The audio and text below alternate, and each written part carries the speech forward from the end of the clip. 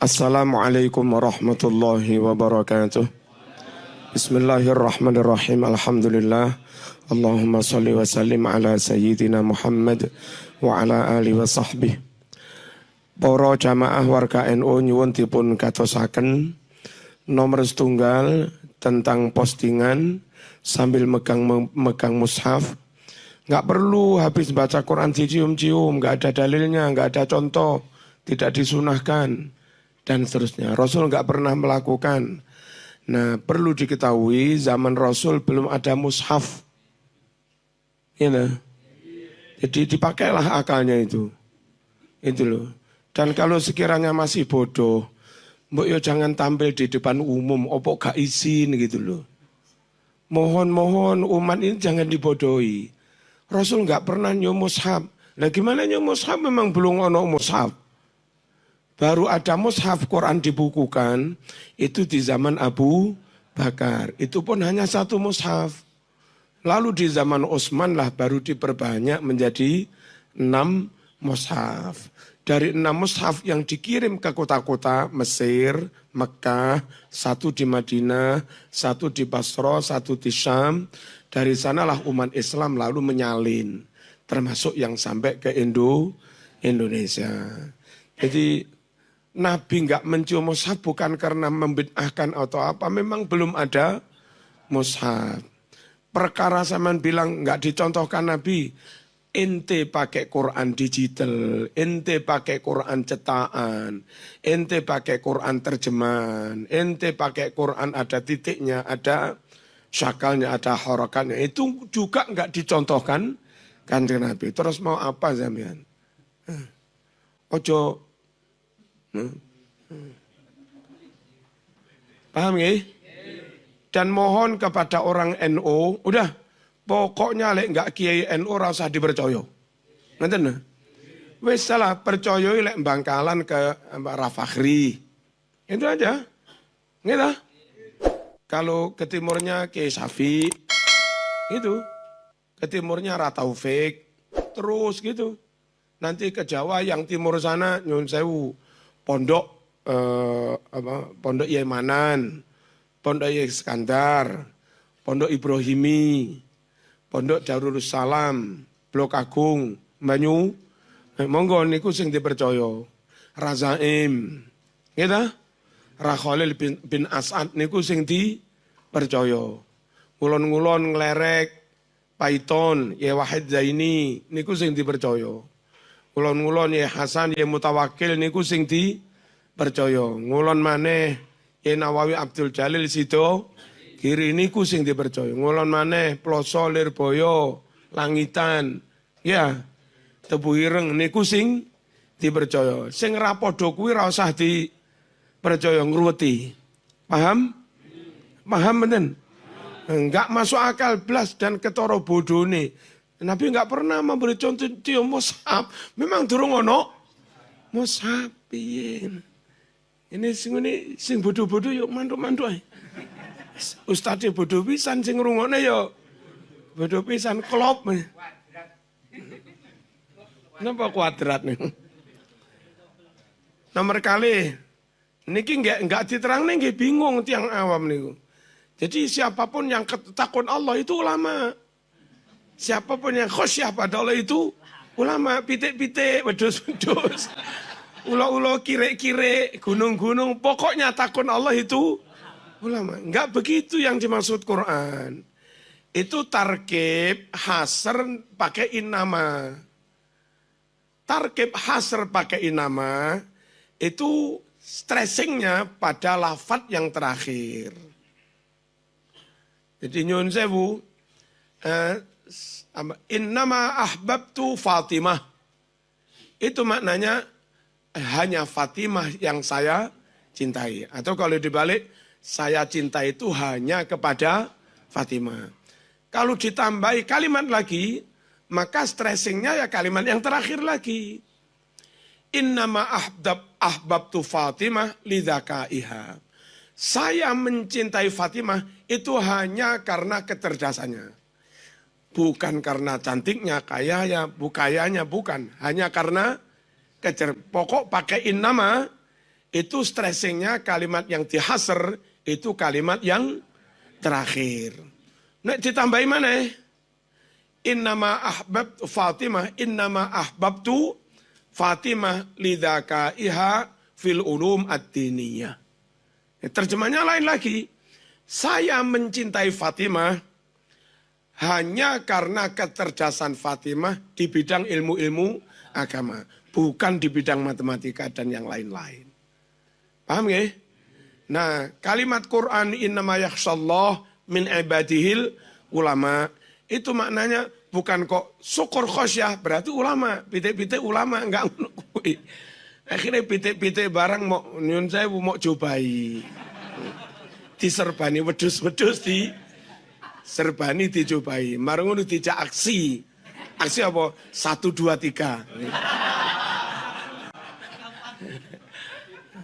3. Iki aksi para ulama yang khosyatullah. Ojo ngono.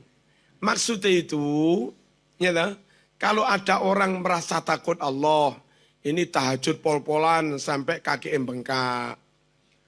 Ya, dengan tahajud panjang, apa jaminan dia dikatakan khosyatullah? Takut pada Allah. Wiritan dikir sampai nangis-nangis. Apa dengan wiritan dikir sampai nangis-nangis jaminan dia khosyatullah? Takut kepada Allah. Terus nyun sewu, napa? Qobliyah ba'dai beres, duha sembahyang beres, sampai enggak karu-karuan. Apa jaminan dengan melakukan itu khosyatullah? Dia orang yang takut Allah. Umroh ben minggu budal, ben wulan budal. Pokok saumuri umroh ping 1000. Apa jaminan dengan begitu dia disebut khosyatullah? Kata Quran, yang bisa khosyatullah hanya ulama. Lafadz ulama kan yang terakhir. Berarti stressingnya pada lafadz ulama. Sesungguhnya yang benar-benar bisa takut pada Allah hanya para ulama. Tahajud sak pol-pole. Zikir sak pol-pole. Tadabur sak pol-pole. Atau apalah. Kalau sama nggak punya ilmu, nggak ulama, tidak bisa disebut khosyatullah. Yang bisa benar-benar khosyatullah hanya ulama. Ayat itu ngono kuwi. Nah, kenapa kok dikatakan yang benar-benar khosyatullah hanya ulama? Benar-benar khosyat Allah, takut Allah, nyembah Allah, ngibadah Allah. Itu jika satu, dia ngerti betul siapa yang disembah, mantep tauhidnya, mantep ilmu akidahnya, dia ngerti betul bagaimana cara menyembah, fikihnya, syariatnya, tata caranya, mateng tenan, sak dalil-dalile. Halo? Terus iso tenan konsentrasi hati madep panteng nang Gusti Allah. Gak ono dendam, gak ono dengki, gak ono riya, gak ono apa, madep nang Gusti Allah. Tasawuf pol. Ngerti? Ngerti ilmu tasawuf. Nah, yang mantep ilmu tauhidnya, akidahnya, ngerti betul siapa yang disembah. Mantep betul ilmu syariatnya, toto corone nyembahi gak salah blas. Toto corone golek rezeki gawe sangu nyembah juga enggak salah blas. Terus noto atine bener. Siapa yang bisa begitu? Ngerti tauhid pol sak dalil-dalile. Ngerti syariat pol sak dalil-dalile. Ngerti carane noto ati pol sak dalil-dalile. Siapa itu namanya? Kan ulama. Ya menten. Kalau bukan ulama sujud sak pol-pole yang gledek sujudnya keliru, sikile enggak mancat. Enggak sido diarani nyembah tenan. Wong nyembahi keliru. Halo? Enggak sido diarani wedi Gusti Allah teman. Nyatane nglanggar hukum pangeran karo. Tiba sujudku keliru enggak ro. Sujudnya pol-polan, ngibadahnya pol-polan, tapi tanpa ilmu. Ngene lek kopian sujudnya. Baduke ketutupan tambahan. Enggak jadi khosyatullah. Enggak jadi pada Allah. Bagaimana disebut takut Allah? Wong syariatnya saja dilanggar. Laku enggak roh, makanya ilmu. Jadi menurut Quran yang benar-benar bisa khosyatullah, enggak sembarang wong nangis, enggak sembarang wong wiritan. Wong sing benar-benar punya ilmu.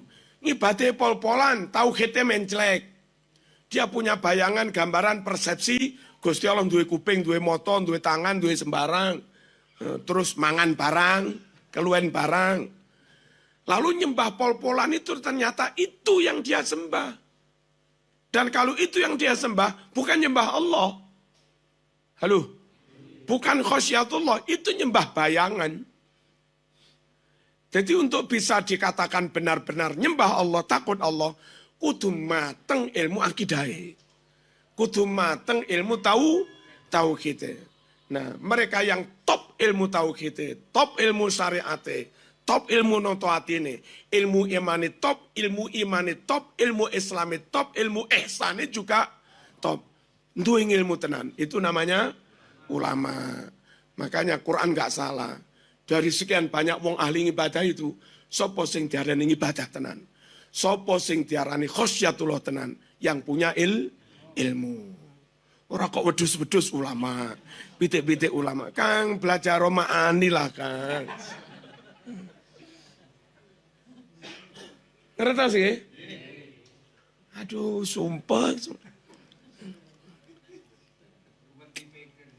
Apa? Langge niki dijawab. Yon jawab orang patek genah. Enggak dijawab iku sakne wong awam sing gampang katut-katut niku. Terus saya ini kalau jawab no mboten ngene. Terus pundi? Kula mboten niat bantah piyambake. Nak niat mbok menurut yang awam enten sing ikut-ikutan terus salah paham. Tujuan kula ben sing awam niku enggak katut-katut. Perkara dhek ngono wis dhek hak asasine. Ati mlebu neraka ya hak asasine to. Masuk ya tak peksa. Jangankan melebu NU, melebu Islam ora kena dipaksa. La ikraha fiddin. Ya wis kono-kono. Sing penting kula sebagai ketua NU wajib njaga warga NU, aja katut-katut sing ngono kuwi. Sekali lagi konteks saya enggak membantah dengan siapa-siapa. Tapi kewajiban saya khawatir, krono khawatir ana warga NU sing katut-katut. Nah, kula wajib njaga. Deal? Terus ono pertanyaan, Ustaz tanya, bagaimana hukumnya takziah terus membaca Yasin? Lalu dijawab, takziah itu maknanya menguatkan, mendukung, memberi motivasi. Iya kan? Terus menghibur. Bukan baca Yasin. Apa dengan kau bacakan Yasin sing susah terus hilang susah? Orang ngono Mas. Orang datang ke acara kematian kepada keluarga yang masih hidup yang ditinggalkan, kepada mereka kita membesarkan hatinya, menghibur, memotivasi. Ampun susah nemen, dok khawatir Bu, 4 bulan setengah lagi aku lamar kamu. Seneng wonge. Ngawur ae. Enak. Kepada yang masih hidup kita gembirakan, kita kuatkan hatinya, kita kuatkan mentalnya, itu namanya takziah. Tapi yang kita datangi bukan hanya yang masih hidup, mayite barang, ngono lho. Nah, kalau kepada yang hidup kita takziah, kepada mayitnya menyolati, ngafani, gitu, ngedusi, terus wis beres kabeh, ngedusi sampun, ngafani sampun, nyolati sampun. Ternyata duduk kuburan turung mari-mari nganggur mayit iki. Kate diapakno nganggur ento wae ta. Ngowo ta. Timbang nganggur Mas, mbok yo maca-maca Quran. Timbang nganggur Mas, mbok yo diwacane Yasin. Jadi bukan kalau takziah enggak perlu baca Yasin, bukan begitu. Memang sing urip lah apa mau wacane Yasin sing urip. Cek maca dhewe. Iki maca Yasin iki untuk sing mati. Sakno wong awam dibodoni iki mantu-mantu. Lek pengajian ning ngarepe pengurus PWNU ngono lho karuan. Ngerti? Wo ana Gus Kausar. Ana Gus Salam. Gak wani ngadepi Gus Kausar. Allahumma shalli ala sayyidina Muhammad. Terlebih baca Quran untuk yang mati, ada perintah dari Nabi. Ada riwayat dari Nabi. Halo.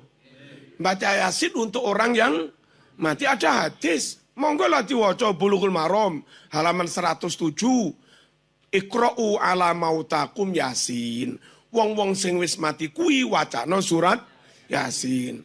Dan juga dinyatakan sahih oleh Ibnu Hibban di Bulughul Maram. Terus di kitab Rosail Salafiyah halaman 46. Iqra'u ala mautakum Yasin. Wong mati wacana surat Yasin. Ini juga dinyatakan sahih oleh Muhammad bin Ali bin Muhammad Asy-Syaukani.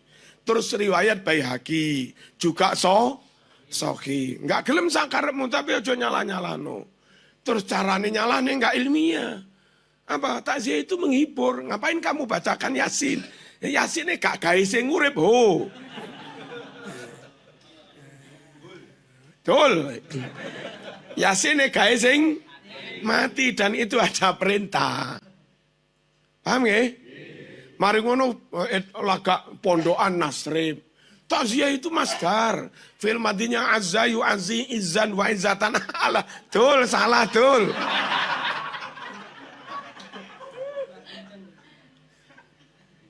Kok iso azza yu'azzi izzan wa izzatan iku piye?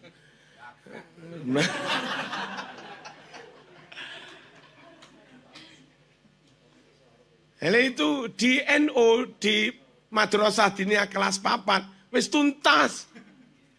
Nggih mboten? Rabba yurabbi tarbiyan tarbiyatan, zakka yuzakki tazkiyan tazkiyatan. Lah kita. Terus azza yu'azzi ta'ziyan ta'ziyatan. Kok iso azza yu'azzi izan? Padha karo rabba yurabbi rabban wa rabbatan. Niki terus piye? Ngono iku lek ning kalangan kono, wah, idola nasional wis. Lah ning NU ning ranting durung payu ngene.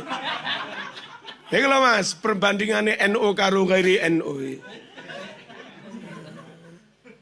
Ning NU ngene iki ning ranting durung payu. Di luar NU wis dadi nasional. Kafir itu orang kafir biasa. Kalau kufar yang memerangi Islam, betul. Kafir itu mufrad, kufar jamak taksir, ngono tok lho. Masya Allah. Untung nyaman dadi wong NU. Manut kiai top sudah. Top. Nggih. Teng NU nyun sewu wis sarjana, master, doktor barang. Hafal alfiah barang. Iku lho mong kon gua musik tanfidiyah, durung iso surya kon ngono. Wis wis hatam mu'in, hatam Fathul Wahab, hatam Ibnul Munzir, muadzab tanfidiyah kon. Durung kelas kon surya. Surabaya tanfidiyah Dr. Muhyiddin.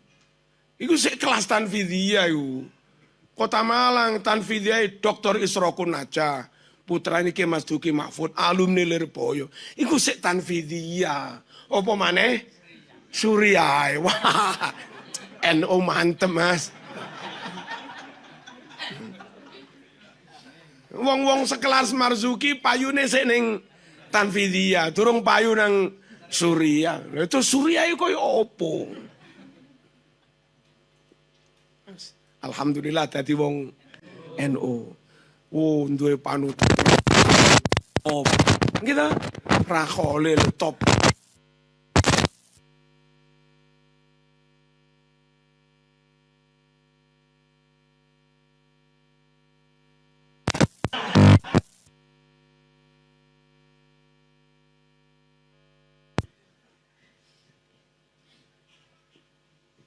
Sabun, ngoten nggih?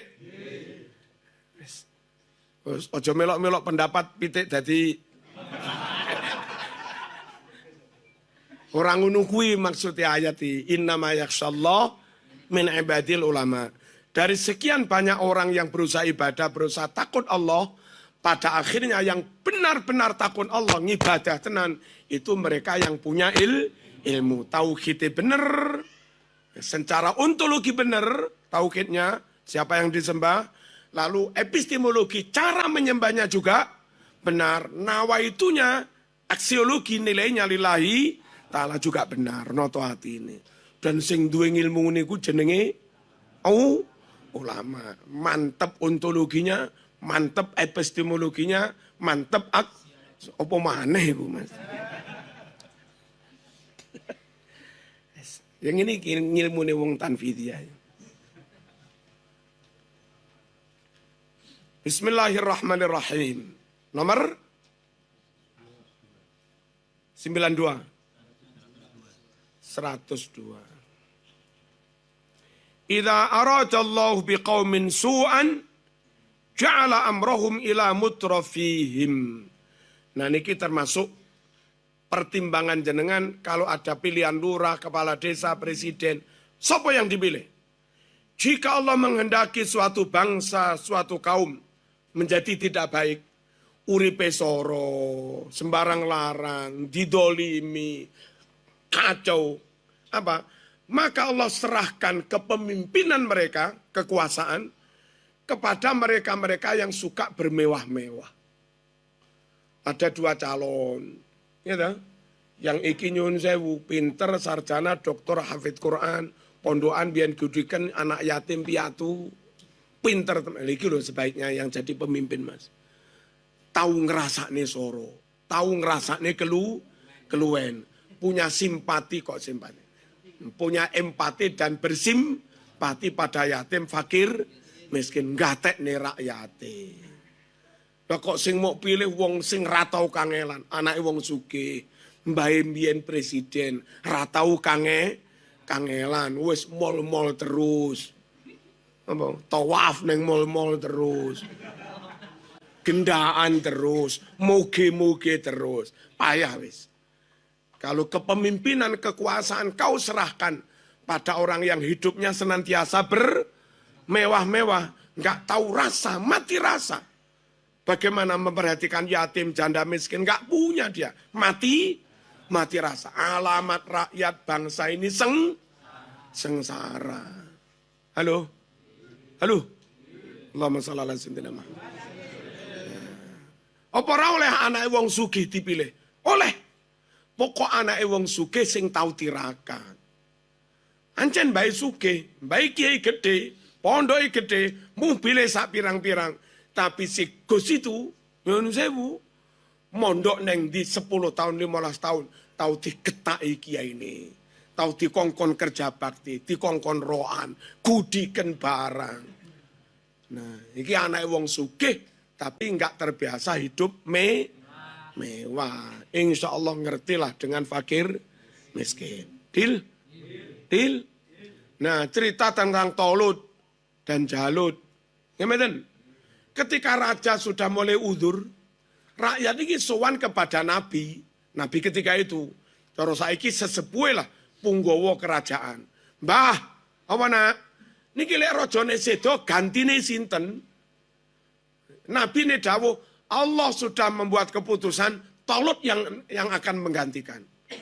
Wong, loh, lah kok Tolut? Bondo nggak gablek, nasab nggak gablek, akses ke kerajaan juga nggak gablek. Lah ngono kok diangkat dadi raja iku piye? Jawab sang Nabi, karena ilmunya dan karena fisiknya luar biasa. Innallaha qad ja'ala lakum Taluta malika. Allah telah mengangkat Tolut akan menjadi raja. Qalu, mereka mengucap, anna yakunu lahul mulku alaina. Mana mungkin dia akan merajai kami, memimpin kami. Walam yu'ta sa'atam minal mal. Enggak gablek duit. Apa? Tukang ngaret itu. Tukang Blitar kan tukang ngaret. Enggak gablek duit. Lapo kok diangkat dadi raja? Kok diangkat dadi penguasa? Apa?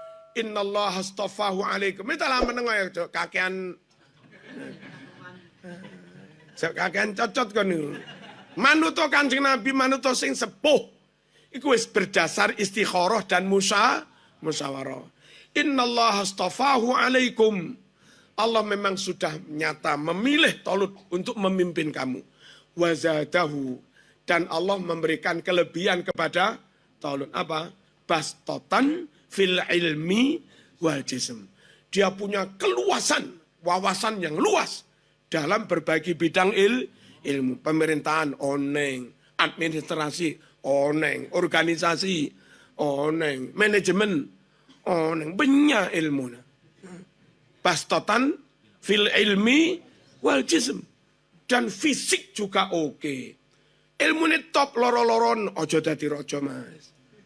Sehat goblok, yo ojo dadi rojo. Apa maneh wis loro, goblok pisan. Ojo pisan. Bastotan fil ilmi wal jism. Lah itu loh mas. Ini benar dawai kanam. Tondo suatu bangsa akan hancur ketika kepemimpinan justru mereka serahkan kepada orang yang terbiasa hidup bermewah-mewah. Halo? Paham ya? Sopo calon ketua RT ini? Sehat, berilmu, amanah. Sehat, berilmu, amanah. Sopo calon ketua RW ini? Sehat, berilmu, amanah. Ini ku jalan. Tetapi melarat, enggak masalah. Tapi capek wakeh, bekas gudikan, enggak masalah. Biyen gudikan saiki yo hilang. Alhamdulillah, niku salah satu kriteria barangkali ada pilkada, barangkali ada pilek, atau pilpres, atau apalah, atau nyun sewu, anakmu wayu hafidho apal Quran, pinter, IP-nya 4,00, dilamar arek loro. Pintere podo, kualitasnya podo. Calon mantu loro-loro apal Quran kabeh. Pinter kabeh. Iso ngaji kabeh. Cuma sing sitok memang top karena didukung harta orang tuanya melimpah. Iso mondok ning pondok modern. Sak wulan 10 juta kuat bayar. Iso kuliah ning kampus top-top. Sak semester 50 juta iso bayar. Pinter ya maklum mancen kuliahe nang lembaga sing top-top. Sing sitoki aman kula yatim piatu. Lah kok iso kaya nggih kula mandiri sak saged-saged kula. Lah kok iso kaya ngono? Nggih pokoke sak saged-saged. Jadi top iki karo sambil dodolan weci, dodolan kerupuk. Ngono iku mandi. Dan pada akhirnya meskipun sitok yatim piatu melarat, sitok sugih, finishnya sama. Pintere podo, apal Qur'ane podo, kitab kuningnya ya podo. Pilih sing ndi?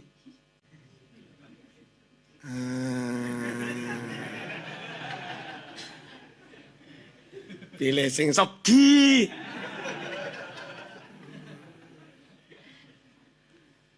Nabi nggak ngono iku, pilih sing nggak terbiasa hidup nggak apa-apa sugih dipilih. Kalau ternyata dia sukses itu karena kemandiriannya, nggak ngendel-ngendel ini bondone wong tua. Dan sampean tahu sejarahnya, anak wong sugih kadang yo buruh-buruh, anak wong sugih kadang yo golek-golek dhewe, golek modal dhewe, gak menggantungkan orang. Oh, iki jreng tenan. Napa? Dia sendiri top. Dan nanti juga tambah oleh warisan teko wong tuane ya top maneh. Jadi Kanjeng Nabi, sugih itu enggak karena modal. Sugih itu lebih karena mental. Laisal ghina an katsratil arad.